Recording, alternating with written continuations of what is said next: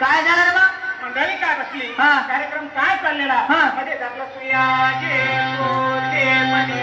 रे तुझ्या घरामध्ये काय चोरी करायला आलं काय? बापरे. काही दाखत काय आलंय? बरं. तुझ्या घरी काही चोरी करत नाही, काय दाखत टाकत नाही. हा. कोणा बाकरीचा कुटका देखील जात आहे? बाकीचा कुठं का पाहिले इकडचे तिकडचे लोक येतात आणि आपल्या मराठी माणसाला परेशान करतात. इकडचं तिकडचं म्हणताय का मला? मग? अरे भाऊ, तुझ्याच मराठी मातीमध्ये जन्माला आलेलं छोटस संस्काराचं फुल आहे, भारूड म्हणते मला. भारूड? हा. आणि ही काय भानगडे? भानगड? अरे माणसांनी भानगडी करू नये म्हणून संतांनी काढलेल्या प्रबोधनाच्या कारखान्याचं प्रोडक्शन म्हणजे भारूड. घेणं कडे भाकर भाकरी घेतलं काही नाही. काय नाही. हा. अरे नाही द्यायचं ते देऊ नको, पण मी काय म्हणते ते ऐकून तर घेशील की नाही? हा. कारण तू जर ऐकून घेतलं ना हा. तर पुरगुंडा होईल. हसू आला भाऊ तुला? मला कसं काय अरे बरोबर तुलाच नाही, इथं जमलेल्या सगळ्यांना बुरगुंडा होईल. या बुरगुंडा बुरगुंडा म्हणजे तुला काय वाटलं? मुलं बाळ अरे भाऊ, बुरगुंडा म्हणजे लेकरं बाळा नाही. अरे बाबा, बुरगुंडा म्हणजे आमचं भाषेमध्ये बुरगुंडा या शब्दाचा अर्थ आहे ज्ञान.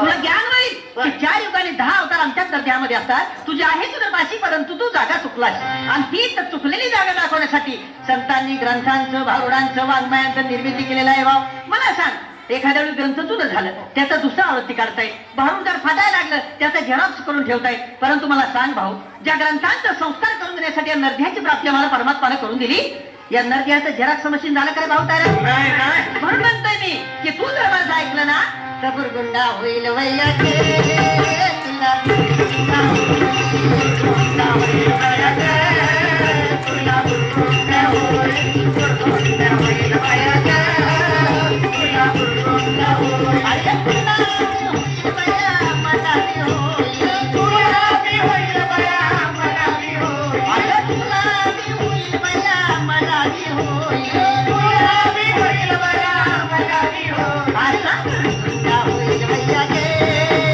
तुला बुरगुंडा होईल, बुरगुंडा होईल वैयाचे, तुला बुरगुंडा होईल, बुरगुंडा होईल वैयाचे, तुला बुरगुंडा होईल.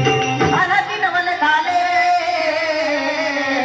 स्वानंद तुला सवे घेऊन यारे, प्रेमाचा कुंकू बाळीला.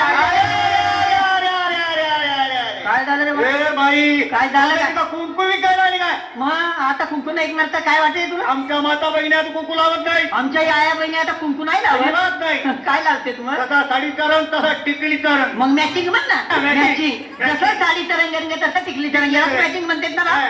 पण खरं सांग भाऊ, या वरच्या रंगांचं मॅचिंग तर कधीही करता येईल, परंतु संसारामध्ये खरा आनंद, खरं सुख भोगायचं असेल तर नेचर मॅचिंग असं वाटतं नाही वाटत.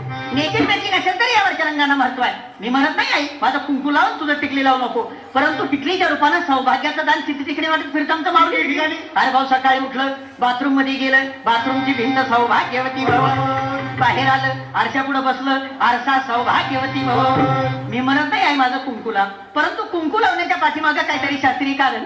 कुठं लावलं जाते कुंकू? कुंकू हे कपाळ लावलं जातं. अरे भाऊ, कपाळावरच लावलं जाते, परंतु आग्नेय आणि ब्रह्मरंध्राच्या मधोमध्य पेट्युटरी ग्लँड आहे, ज्याच्यावरती कुंकू लावल्यामुळे आमच्या महिलेचं मानसिक संतुलन कायम राहतंय. कारण महिलेचा मेंदू अतिशय संवेदनाक्षम असतंय आणि महिला मेंदूच्या संवेदना कायम राखण्याचं रडारचं काम ते कुंकू करतंय. म्हणून म्हणता येईल कपाळावर कुंकू लाव, कारण कुंकू हे चिंचोका आणि हळदीपासून बनलेलं असतंय. एखाद्या वेळी इंचू चावला ना रे भाऊ, तर चिंचोका उघडून लावून बघ, विंचवाचा जहर उतरवण्याची ताकद त्या चिंचोक्यात आहे. मग खरं सांगाई, जर विंचवाचा जहर उतरवण्याची ताकद त्या चिंचोक्यात आहे, तर त्याच चिंचोक्यापासून तयार झालेलं कुंकू जर तुझ्या कपाळावर लागलं तर तुझ्या डोक्यावरचं टेन्शन नाही का कमी होणार? बघ आई बघ बघ, तुला कुंकू लावायचं सांगितल्याबरोबर पुरुषांनी टाळ्या वाजवायला सुरुवात केलं. पण पूर्वीच्या काळी आमच्या पुरुषांना ती शेंडी होता ना रे भाऊ. आता हाय शेंडी काय सापडत नाही. आता नाही शेंडी. शेंडी शेंडी म्हणजे काय? शेंडी म्हणजे शेंडी म्हणजे लांब केस. हे भाऊ, शेंडी म्हणजे लांब केस नाही. अरे बाबा, शेंडी म्हणजे माणसाच्या मेंदूरूपी टीव्ही मध्ये सद्विचारांचं प्रक्षेपण करणारा आहे ती ना. आता ते अँटीनाच राहिलं नाही तर कसं तरी विश्व घुसणार नाही बाबा. आणि विशेष म्हणजे पुरुषांच्या त्या सेंट्रिफ्युगल अँटिनाद्वारे पुरुषांच्या डोक्यामध्ये फक्त एकच चॅनल चालतंय. कोणतं? ओनली मुंबई दूरदर्शन.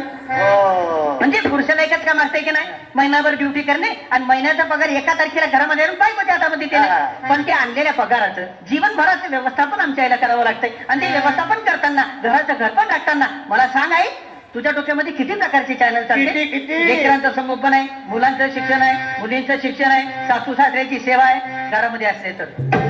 हे सगळे चॅनल तुझ्या डोक्यामध्ये व्यवस्थितरित्या प्रक्षेपित होण्यासाठी तुझ्या डोक्यावरचा हा जो केसांचा आंबाडा आहे ना ताई, हा डिश अँटिना आहे. आता मला सांग, या डिश अँटिनाच्या काड्या जर ब्युटी पार्लर मध्ये जाऊन तू कमी केल्या तर तुझ्या मेंदुरूपी टीव्हीच्या पडद्यावर मुंग्या नाही काय ना?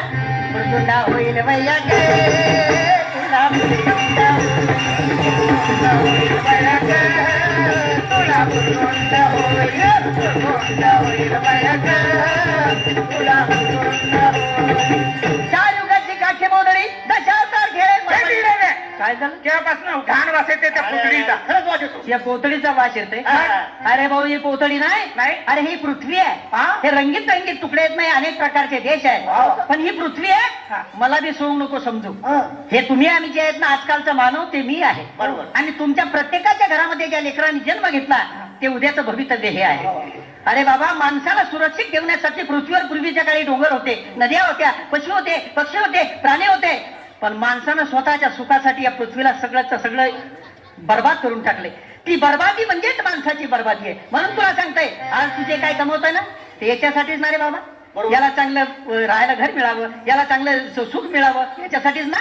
पण उद्या मला सांग, तुझ्या स्वतःच्या आतताईपणामुळे जर या लेकराला उद्या शुद्ध हवा नाही मिळाली, शुद्ध पाणी नाही मिळालं, श्वास घ्यायला एक सुद्धा हवेचा कण नाही मिळाला, मला सांग वारशामध्ये तू याला काय देणार आहे?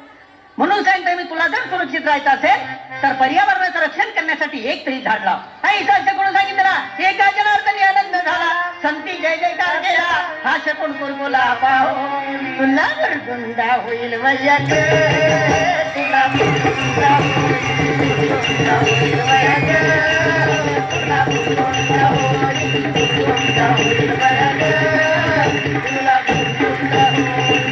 बोला विठ्ठल विठ्ठल विठ्ठल विठ्ठल विठ्ठल विठ्ठल विठ्ठल विठ्ठल विठ्ठल विठ्ठल विठ्ठल विठ्ठल विठ्ठल